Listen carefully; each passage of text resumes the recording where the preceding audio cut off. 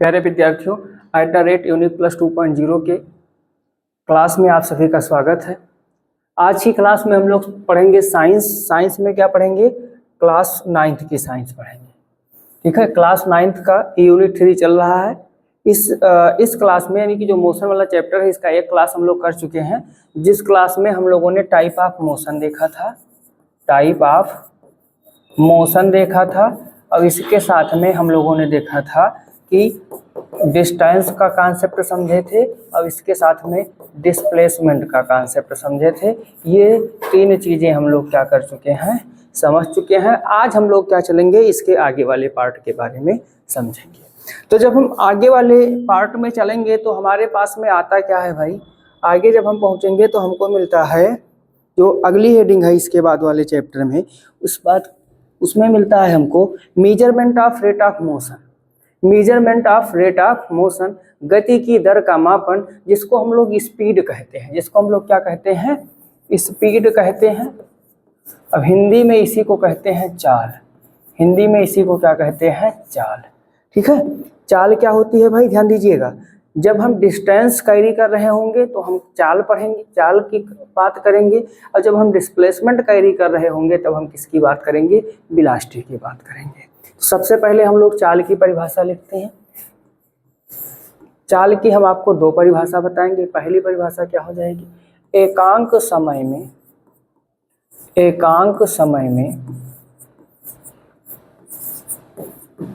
चली गई दूरी को चाल कहते हैं। चली गई दूरी को क्या कहते हैं? चाल कहते हैं। ये हो गई पहली डिफिनीशन। इसकी दूसरी डिफिनीशन क्या हो जाएगी?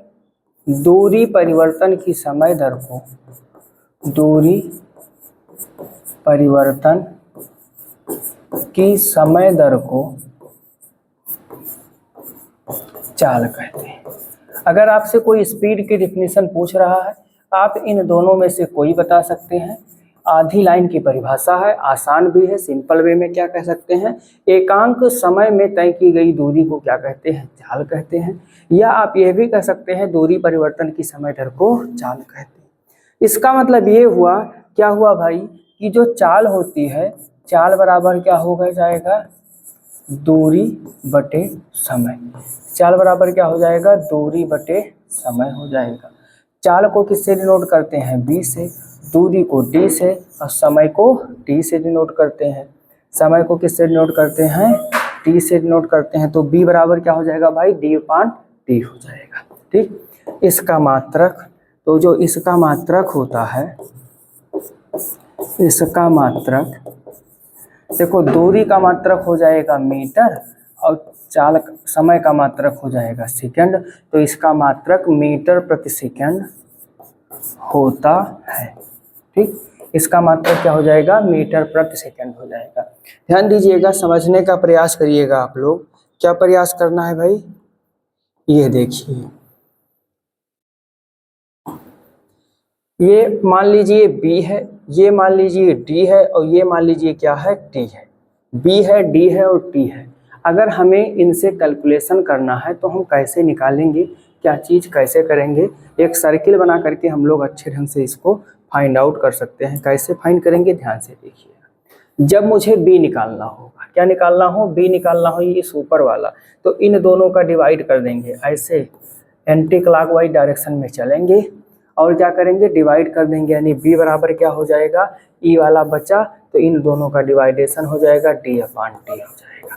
ठीक, अब जब हमें d निकालना है, क्या निकालना है? d, तो क्या बचा भाई? ये दोनों बचे। अब इन दोनों का क्या हो जाएगा? इन दोनों का हो जाएगा मल्टीप्लाई, b/t हो जाएगा। अगर हमें t निकालना है, यानी कि ये वाला निकालना है, बचा ये दोनों, तो ये क्या हो जाएगा भाई? d/b हो जाएगा। क्या हो जाएगा? d/b हो जाएगा। तो इस तरीके से आपको यहाँ पर कितने फार्मूले मिले? आप कहेंगे कि सर जी हमको इतने फार्मूले मिले। कौन कौन सा मिला? एक तो भैया आपको ये वाला मिला, एक ये वाला मिला और एक ये वाला मिला। इस तरीके से ये तीन फार्मूले मिले हमको चाल में। ठीक, जैसी जरूरत पड़ेगी, यानी कि चाल बराबर दूरी बटे समय, तो दूरी बराबर क्या हो जाएगा, चाल गुणे समय, समय बराबर क्या हो जाएगा, दूरी बटे चाल हो जाएगा। अब हम लोग सीखेंगे type of speed. Type of speed क्या सीखेंगे भाई, type of speed, types of speed. तो टाइप्स ऑफ स्पीड में ध्यान से देखिएगा, इसी को कहते हैं चाल के प्रकार। चाल के प्रकार, चाल के प्रकार में जो आएगा भाई, हम लोग डायरेक्टली पढ़ते भी चलेंगे, लिखते भी चलेंगे। इसमें जो हमारा पहला आएगा वो आएगा एक समान चाल। एक समान चाल, इसी को अंग्रेजी में कहते हैं यूनिफॉर्म स्पीड। ध्यान से देखिएगा, समझते हुए साथ में चलेंगे। एक समान चाल कह रहा है, इसका मतलब क्या हो गया कि जैसे अगर हम अपनी यात्रा को सब में क्या करें, विभिन्न टाइम पीरियड में बांट दें, और जो टाइम पीरियड बांटे वो समान इंटरवल हो, समान अंतराल हो, यानी एक एक घंटे के अंतराल में हम अपनी यात्रा को बांट दें, और प्रत्येक घंटे में हमारे द्वारा जो चली गई दूरी हो वो समान हो, तो जो जिस चाल से हम चलेंगे उस चाल को क्या कहेंगे, एक समान चाल कहेंगे। यानी कि जब कोई गतिशील वस्तु, जब कोई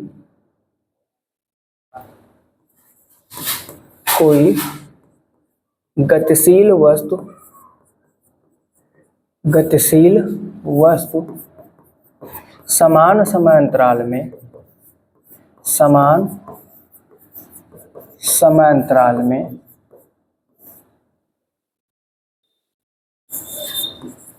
समान दूरी तय करती है, समान दूरी तय करती है, तो उसकी चाल, तो उसकी चाल एक समान चाल कहलाती है। क्या कहलाती है भाई, एक समान चाल कहलाती है।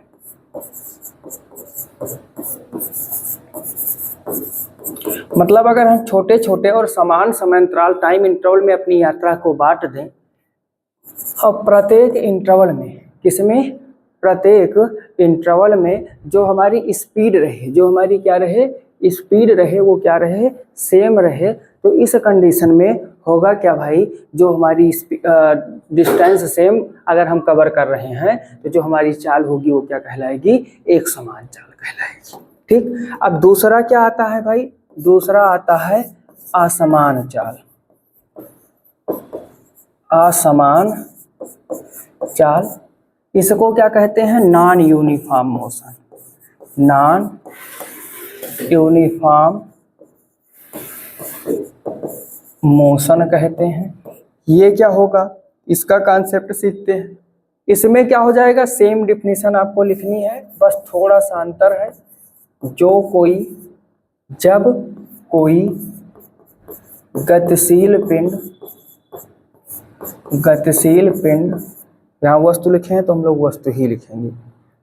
जब कोई गतिशील वस्तु समान समय अंतराल में, समान समय अंतराल में, ध्यान दीजिएगा, यहाँ समान समय अंतराल में कितनी दूरी तय कर रही है, इस बात का आप लोग ध्यान रखेंगे। समान समय अंतराल में यहाँ कितनी दूरी तय हो रही है, समान दूरी तय हो रही है, और यहाँ पे क्या हो जाएगा, भिन्न भिन्न दूरी तय करें। कैसे, भिन्न भिन्न दूरी तय करे, तय करती हो, तो उसकी चाल असमान चाल कहलाती है। क्या कहलाती है, असमान चाल कहलाती है।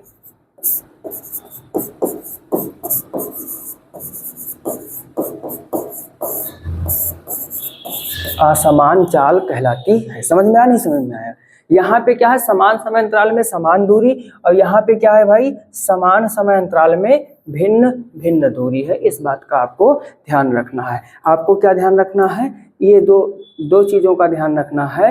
एक तो ये भिन्न भिन्न दूरी,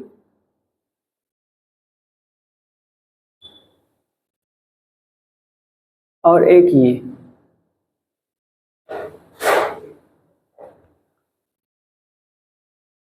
जब समान समय अंतराल में समान दूरी तय करेगी तो उसे हम क्या कहेंगे भाई, एक समान चाल कहेंगे। और जब समान, यहाँ ध्यान रखिएगा, कुछ लोग कंफ्यूज हो जाते हैं, कहते हैं अलग समय अंतराल भी अलग अलग होगा।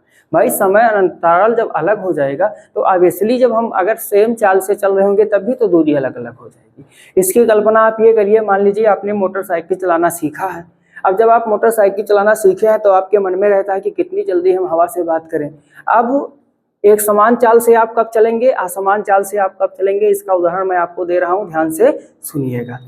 जब आपकी मोटरसाइकिल पर आपके पेरेंट्स या आपके गार्जियन में से आपके साथ कोई बैठा हुआ है तो आप पूरी कोशिश ये करते हैं कि हमारी स्पीड 30 और 40 के बीच में रहे, न उससे ज़्यादा होने पाए न उससे कम होने पाए। कहीं ना कहीं आप कोशिश करते हैं पूरी यात्रा के दौरान यूनिफॉर्म स्पीड बनाने की। और गलती से आपके घर वालों ने अकेले बाइक आपको दे दिया, अब क्या करेंगे, ई वाली चाल से चलेंगे। कैसे, देखे थोड़ा सा रास्ता खाली है तो चेक करने लगते हैं कि हमारी बाइक की इफिशियंसी कितनी है, इफिशियंसी कितनी है, ठीक है, उसकी क्षमता कितनी है, इसका पूरा हम लोग आकलन करने लगते हैं। यानी उसके पूरे के पूरे एक्सीलरेटर को ऐंठ देते हैं कि ये कितनी तेज भाग सकती है। तो उस दौरान हम लोग क्या करते हैं कि कुछ देर 40 की स्पीड से, फिर 60, फिर 70, फिर 80 की स्पीड भी पकड़ लेते हैं। कोई भीड़ आ गई तो हम 10-15 की स्पीड में भी चलने लगते हैं। तो इस दौरान जो हमारी चाल होगी वो क्या हो जाएगी, असमान चाल हो जाएगी। समझते चलिएगा। अभी चाल के दो और प्रकार हैं। एक आता है एवरेज स्पीड, एक क्या आता है, एवरेज स्पीड। इसको क्या कहते हैं, औसत चाल कहते हैं। अब औसत चाल का मतलब हो गया भाई, अगर हम मान लीजिए 2-4 किलोमीटर की दूरी तय कर रहे हैं तब तो कोई दिक्कत नहीं, घर से निकले तुरंत अपने गंतव्य पर पहुंच जाएंगे। लेकिन अगर हमें 100, 150, 200 किलोमीटर की दूरी तय करनी है, हम किसी वाहन से जा रहे हैं, तो उस दौरान मुझे यात्रा के कुछ समय के लिए क्या करना पड़ेगा, थोड़ी देर के लिए विश्राम भी करना पड़ेगा। आमतौर पर जब कोई गति हो रही होती है तो जितने समय हम गतिशील होते हैं उसी को काउंट करते हैं। लेकिन जब एवरेज की बात आ जाएगी तो जो समय हमने रेस्ट के लिए लिया है या कहीं रुक करके चाय पानी नाश्ते के लिए लगाया है, उस समय को भी क्या करते हैं, काउंट कर लेते हैं। तो एवरेज स्पीड क्या हो जाएगी, किसी गतिशील पिंड द्वारा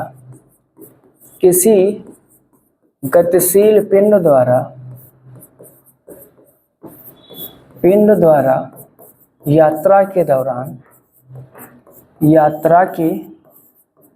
दौरान तय की गई कुल दूरी तथा यात्रा में लगे कुल समय के अनुपात को, यात्रा में लगे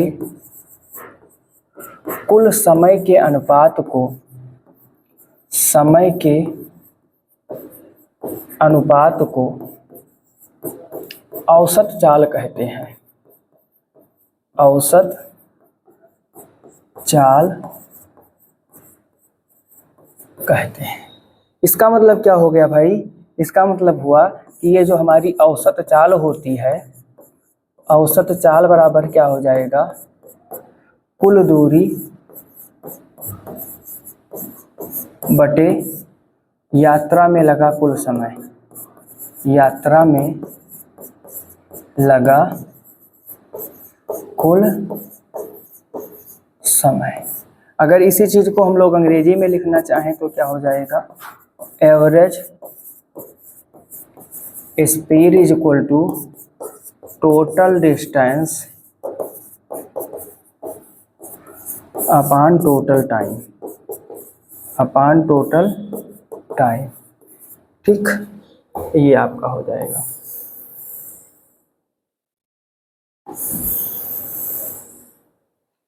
ठीक है, एवरेज स्पीड के लिए हम क्या करेंगे, पूरी दूरी जितना हम तय किए हैं 100-150 किलोमीटर, उसके दौरान जब हम अपने घर से निकले थे, यानी कि जहाँ से यात्रा स्टार्ट किए थे और जहाँ पे पहुँचे हैं, टोटल जो समय लगा है उसका रेशियो निकाल लेंगे तो वो क्या हो जाएगा, एवरेज स्पीड हो जाएगा। ठीक है, अगला चलेंगे, अगला कौन सा स्पीड होगा, तो इसको कहते हैं इंस्टेंटेनियस स्पीड।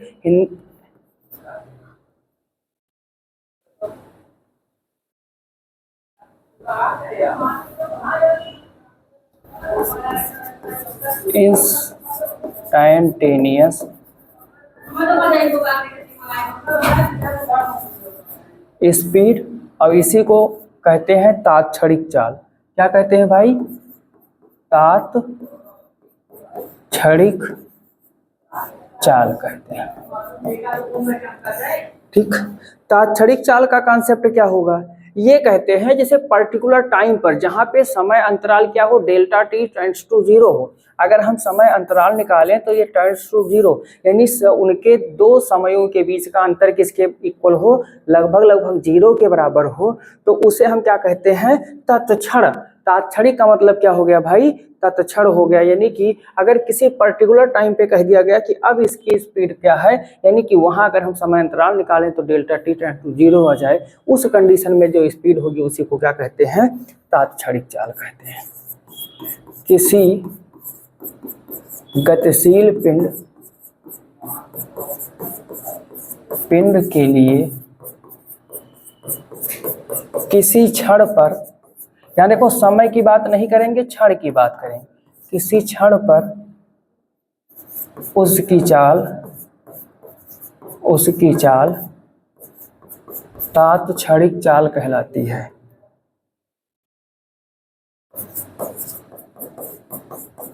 तात्क्षणिक चाल कहलाती है।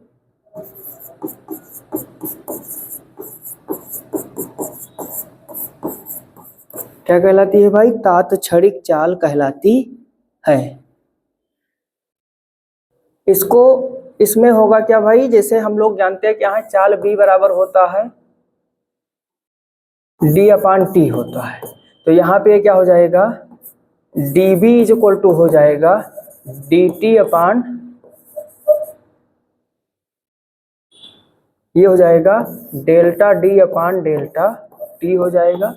और ध्यान दीजिएगा इसकी जो कंडीशन होगी डेल्टा टी टेंड्स टू क्या होगी? 0 होगी। यानी कि यहाँ पे जैसे मान लीजिए आपसे कह दिया जाए आप कोई यात्रा कर रहे हैं, यात्रा में आपको 10 मिनट का समय लग रहा है, और आपसे कह दिया जाए कि जब आपने यात्रा शुरू की तो 20वें सेकंड या 50वें सेकंड पर आपकी चाल क्या थी, तो 50वें सेकंड पर जब चाल हम निकालेंगे तो उसको क्या कहेंगे?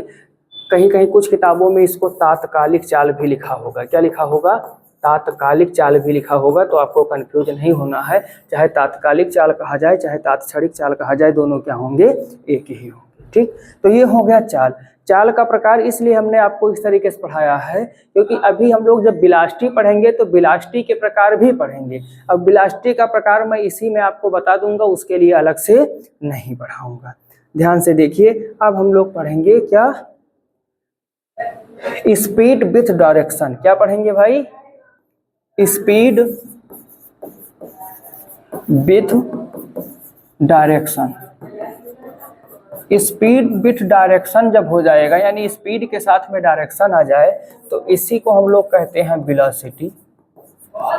इसी को हम लोग क्या कहते हैं? वेलोसिटी। और वेलोसिटी को हिंदी में क्या कहा जाता है? वेग कहा जाता है। क्या कहा जाता है? वेग कहा जाता है। जैसे हम लोगों ने चाल की दो परिभाषा लिखी है, ऐसे हम लोग वेग की दो परिभाषा लिखेंगे। चाल में हम लोगों ने क्या लिखा था? ध्यान से देखिएगा। चाल में हम लोगों ने क्या लिखा है? चाल में हमने लिखा एकांक समय में चली गई दूरी को चाल कहते हैं, दूरी परिवर्तन की समय दर को चाल कहते हैं। इसमें करना क्या है भाई? चाल की जगह वेग हो जाएगा, बस दूरी की जगह हम लोग क्या कर दें? विस्थापन कर दें। क्या कर दें? विस्थापन। क्योंकि दूरी में केवल लेंथ होती है, विस्थापन में लेंथ के साथ में डायरेक्शन भी होती है। अब हमने हेडिंग भी लिखा है कि स्पीड विथ डायरेक्शन, यानी यहाँ अब स्पीड जो है डायरेक्शन के साथ में आ जाएगी, तो इसकी जो पहली परिभाषा हो जाएगी वो क्या हो जाएगी? एकांक समय में तय किया गया विस्थापन,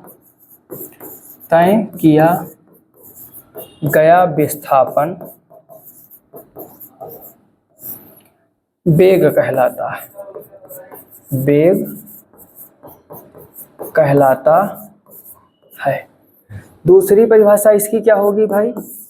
विस्थापन परिवर्तन की समय दर को, विस्थापन परिवर्तन की समय दर को वेग कहते हैं। विस्थापन परिवर्तन की समय दर को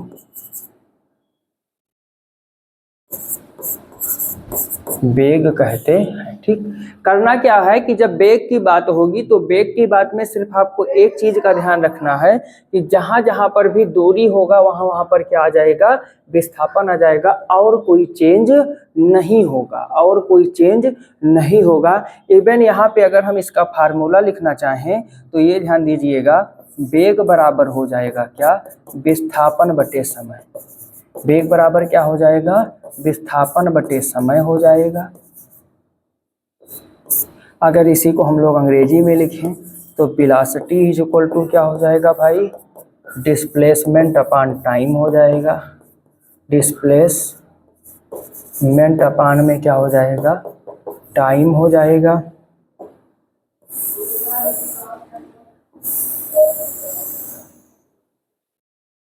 ठीक, और अगर फार्मूला टाइप में लिखें तो वेग को भी b से डिनोट करते हैं, विस्थापन को s से डिनोट करते हैं और समय को t से। अब ये क्या हो जाएगा, b is equal to s upon t हो जाएगा। इसका भी जो मात्रक होगा वो क्या होगा, मीटर प्रति सेकंड ही होगा। बस इसमें अंतर क्या होगा कि यहाँ पे डायरेक्शन भी होगा, यहाँ पे क्या होगा, डायरेक्शन भी होगा। कहने का मतलब जो हमारी वेलोसिटी होगी वो एक वेक्टर क्वांटिटी होगी। क्या होगी भाई, वेक्टर क्वांटिटी होगी। नेक्स्ट स्लाइड में हम लोग देखेंगे वेग के प्रकार। क्या देखेंगे भाई, टाइप ऑफ वेलोसिटी, वेग के प्रकार।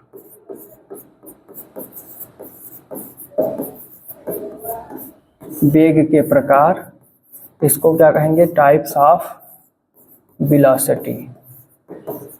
ध्यान दीजिए, नाम केवल हम लोग लिखेंगे, उसके बाद में हम लोग समझ लेंगे, आपको समझा देंगे, आपको सीख लेना है। क्या क्या होगा भाई, एक होगा यूनिफॉर्म वेलोसिटी, एक क्या होगा नॉन यूनिफॉर्म वेलोसिटी, एक होगा एवरेज वेलोसिटी, और एक क्या होगा इंस्टैंटेनियस। क्या हो जाएगा भाई, एक जो हो जाएगा आपका इंस्टैंटेनियस।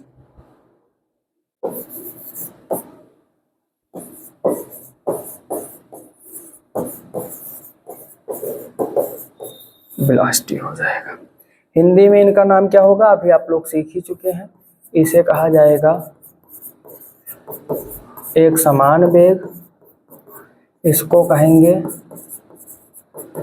असमान वेग, इसको कहेंगे औसत वेग, और इसको कहेंगे तात्क्षणिक वेग।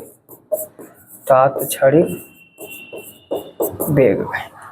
ध्यान से सुनिएगा, परिभाषा कैसे आपको लिखनी है।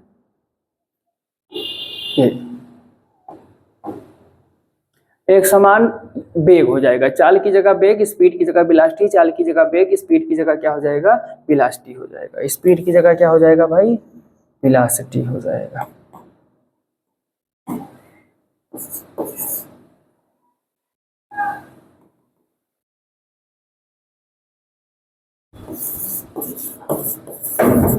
अब इसमें कुछ करना नहीं है, जहां जहां पे दूरी लिखी होगी उस दूरी को विस्थापन में कन्वर्ट कर देना है, और बस आपका चाल क्या हो जाएगा, वेग हो जाएगा।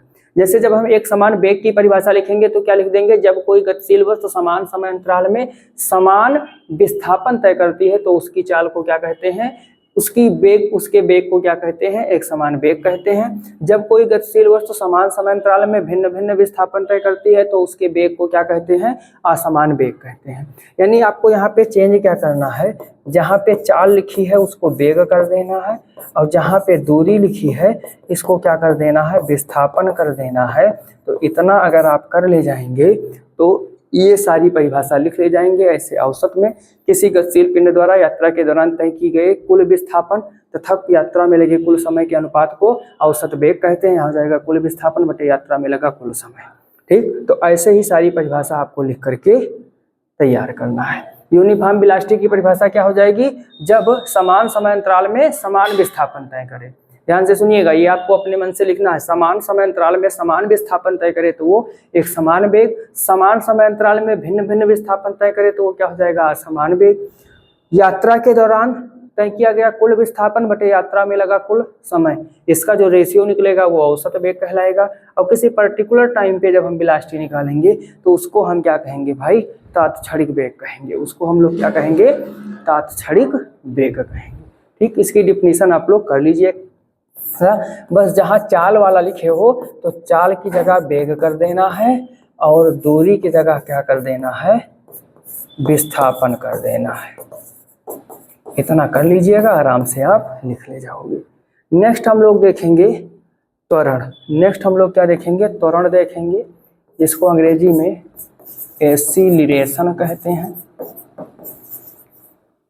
एक्सीलरेशन और हिंदी में इसको कहते हैं त्वरण। हिंदी में इसको क्या कहते हैं, त्वरण कहते हैं। त्वरण की परिभाषा क्या होगी भाई, वेग परिवर्तन की समय दर को, वेग परिवर्तन की समय दर को त्वरण कहते हैं।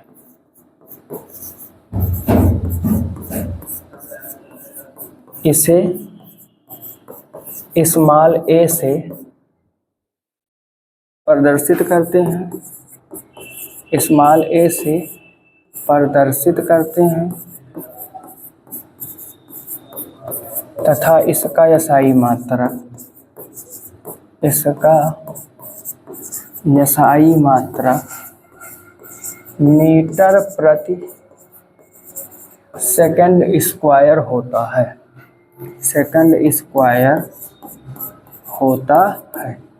इसका मतलब क्या हो गया भाई, ये जो हमारा त्वरण होगा, त्वरण बराबर हो जाएगा वेग परिवर्तन बटे समय अंतराल, समय अंतराल। ठीक, अगर हम इसको फार्मूलेट फॉर्म में लिखें तो त्वरण को A से डिनोट करेंगे, वेग परिवर्तन को डेल्टा V से और समय अंतराल को डेल्टा T से डिनोट करेंगे। तो इस तरीके से हमको एक ये फार्मूला मिल जाएगा। और जब फार्मूला मिल जाएगा तो इसका मात्रक क्या होता है, मीटर प्रति सेकंड स्क्वायर होता है, वेग परिवर्तन बटे समय अंतराल। अब इसका जो मात्रक होता है वो भाई क्या होता है, इसका मात्रक होता है मीटर प्रति सेकंड स्क्वायर होता है। ये हमारा हो गया त्वरण। अब ध्यान दीजिएगा त्वरण के बारे में कुछ और बातें। यदि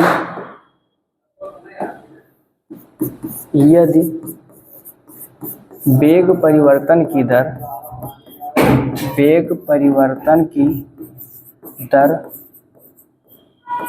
एक समान हो, क्या हो, एक समान हो, तो गतिशील वस्तु का त्वरण, गतिशील वस्तु का त्वरण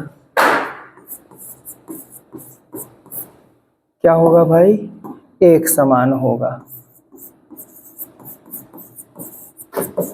एक समान होगा। ये पहली बात हो गई। दूसरी बात,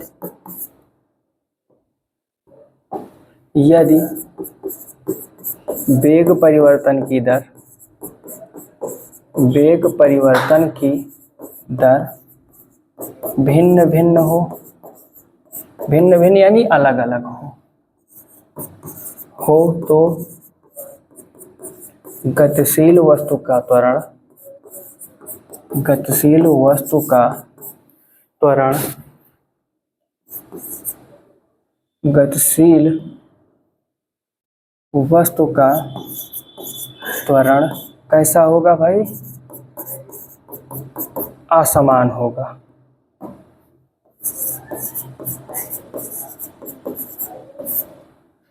तीसरी बात क्या हो गई, यदि वेग परिवर्तन की दर, यदि वेग परिवर्तन की दर ऋणात्मक हो, ऋणात्मक हो तो वस्तु का त्वरण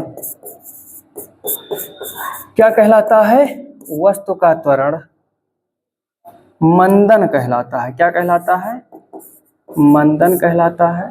इसको डिसिलेरेशन कहते हैं, डिसिलेरेशन कहते हैं, मंदन कहलाता है। तो ये हो गई त्वरण के बारे में कुछ बात। त्वरण के बारे में क्या हो गई, कुछ बातें हो गई। औसत त्वरण की अगर मैं बात करूं तो औसत त्वरण क्या हो जाएगा, औसत वेग में परिवर्तन, वेग परिवर्तन का जो औसत होगा उस औसत से फिर हम समय से डिवाइड कर दें तब जो निकल करके आएगा वो हमारा क्या हो जाएगा, औसत त्वरण हो जाएगा। वो हमारा क्या हो जाएगा भाई, औसत त्वरण हो जाएगा। नेक्स्ट हम लोग देखेंगे क्या, चाल और वेग में अंतर देखेंगे। क्या देखेंगे भाई, चाल और वेग में अंतर। तो इधर हो गया हमारा चाल और इधर क्या हो गया, वेग। इसमें हम लोग क्या देखेंगे, अंतर देखेंगे। ये हमारी दो चीजें हैं, इसमें हम लोगों को क्या देखना है, अंतर देखना है। तो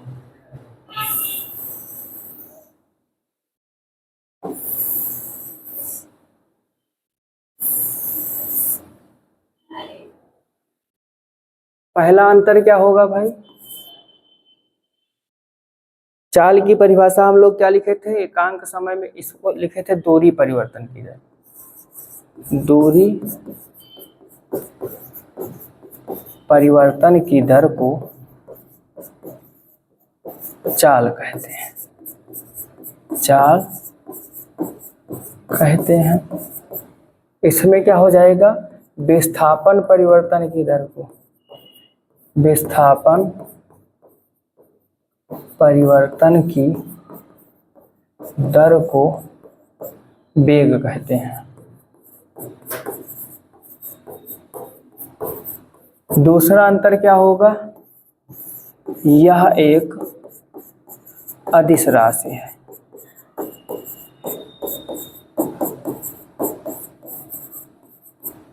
इसमें क्या हो जाएगा भाई, यह एक सदिश राशि है।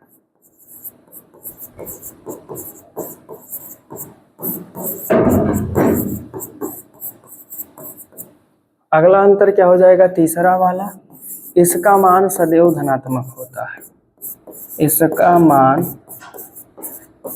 सदैव धनात्मक होता है। इसमें क्या हो जाएगा, इसका मान धनात्मक, ऋणात्मक तथा शून्य भी हो सकता है, तथा शून्य भी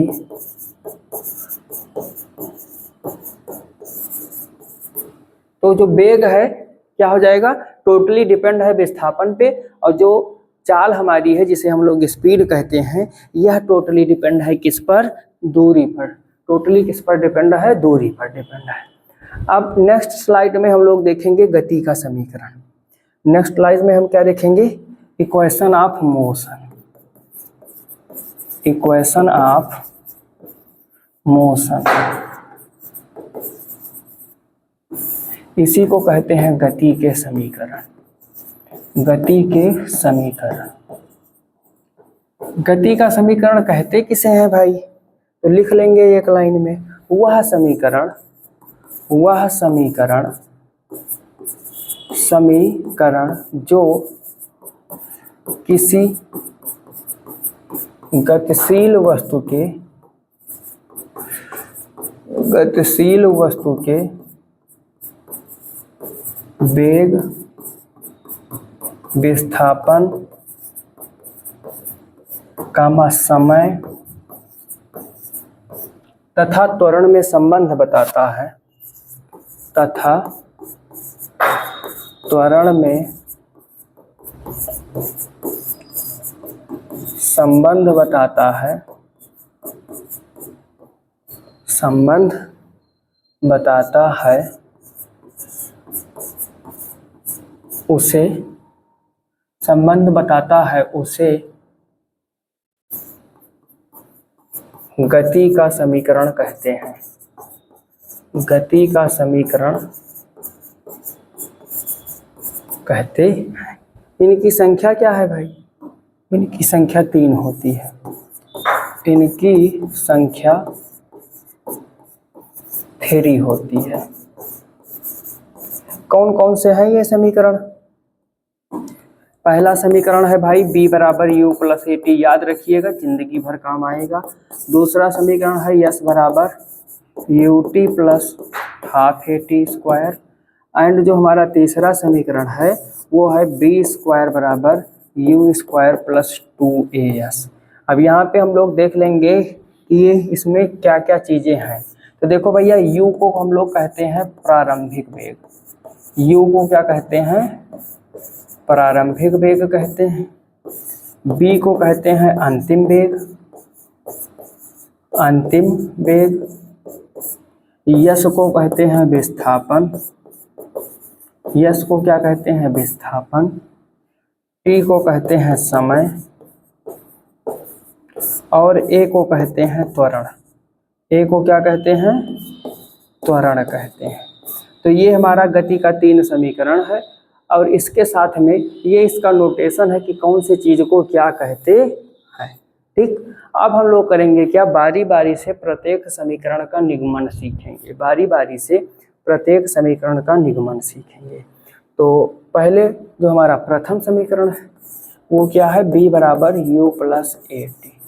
एक चीज़ ये ध्यान रखिएगा, इन समीकरणों का सर्वप्रथम निगमन किसने किया था?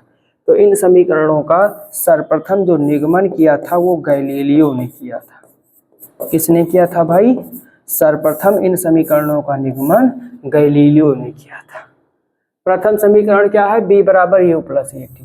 अब थोड़ा लैंग्वेज हम नहीं लिख रहे हैं, इसमें लैंग्वेज ये लिखना था कि माना कोई पिंड गतिशील है जिसका प्रारंभिक वेग u है तथा वह एक समान त्वरण a से गतिमान है, t समय के पश्चात उसका अंतिम वेग b हो जाता है, तो त्वरण की परिभाषा से।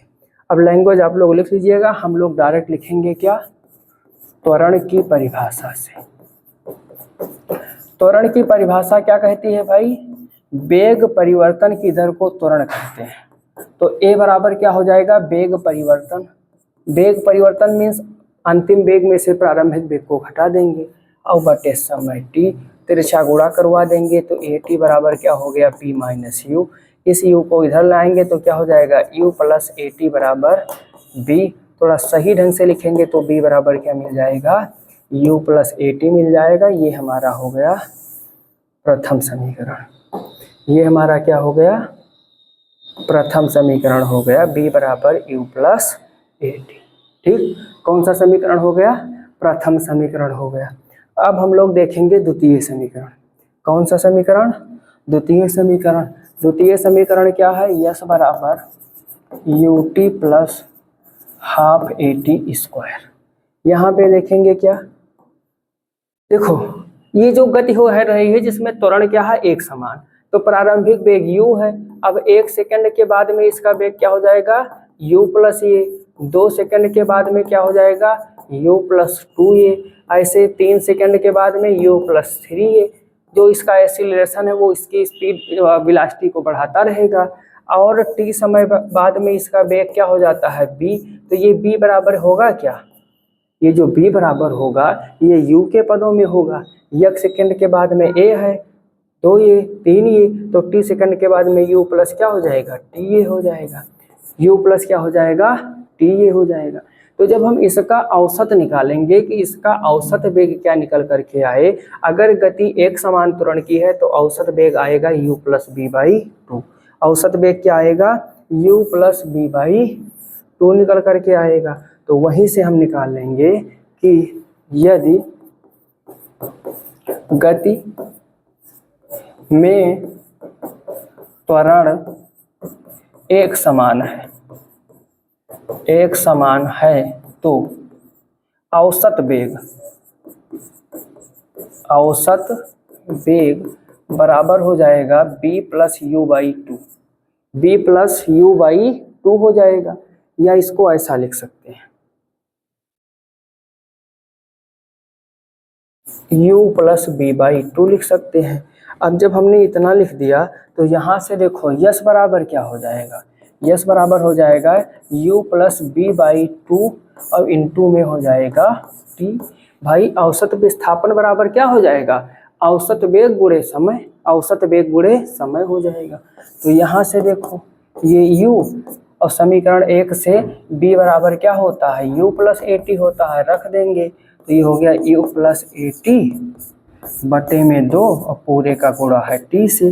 तो अब ये s बराबर क्या हो गया, u 2u और प्लस ए टी बटे में 2 और t से गुणा करवा दें। क्या करवा दें, गुणा। तो ये हो गया s is equal to 2ut plus A T square और पूरे का बटा है 2। यहाँ पे 2 से डिवाइड कर दें, ऐसे डिवाइड करेंगे, मैं सब इसको ऐसे लिख दें, plus A T square upon 2 से 2 कैंसिल। तो यस बराबर क्या हो गया, यू टी। इस 1/2 को आगे लिख देंगे, हो गया ए टी स्क्वायर। अच्छा 1/2 को पढ़ा क्या जाता है, हाफ पढ़ा जाता है। 1/2 को क्या पढ़ा जाता है, हाफ पढ़ा जाता है। तो ये हमारा हो गया द्वितीय समीकरण, यस बराबर U T plus half A T square. अब आते हैं तृतीय समीकरण पे। किस पे आते हैं, तृतीय समीकरण पे। तो जो तीसरा समीकरण हमारा है वो क्या है, बी स्क्वायर बराबर यू स्क्वायर प्लस 2as। इसके लिए क्या करेंगे भाई, प्रथम समीकरण से, प्रथम समीकरण के दोनों पक्षों का वर्ग करने पर, दोनों पक्षों का वर्ग करने पर, प्रथम समीकरण क्या था, b बराबर u प्लस ए टी। दोनों पक्षों का वर्ग करेंगे, इसका वर्ग इसका वर्ग। जब वर्ग करेंगे तो क्या बनेगा भाई, ये हो गया b स्क्वायर। अब ये u प्लस ए टी का होल स्क्वायर है तो इसको a प्लस बी के होल स्क्वायर वाले फार्मूला से ओपन करेंगे तो ये हो गया b square plus A square T square और प्लस 2uat, सॉरी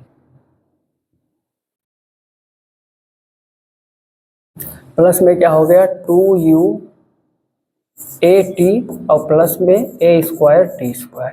ए प्लस बी का होल स्क्वायर क्या होता है, ये A square plus 2ab plus B square. अब ध्यान से देखिएगा,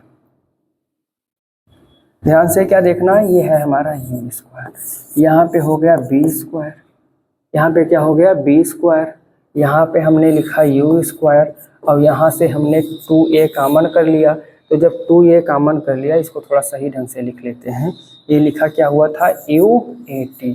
तो 2a कॉमन कर लिए तो बचा क्या ut, प्लस में a कॉमन था, चलो ये कॉमन है, 2 भी कॉमन किए हुए हैं, इसके लिए 2 यहाँ है ये नहीं तो 2 से यहाँ डिवाइड कर देंगे, ये हो जाएगा ए टी स्क्वायर और 2 से डिवाइड करेंगे तो हाफ ए टी स्क्वायर हो जाएगा। अब ये देखो you T plus half A T square, अभी हमें द्वितीय समीकरण मिला था, अभी हमें क्या मिला था, द्वितीय समीकरण मिला था। ये देखो यस बराबर U T plus half A T square.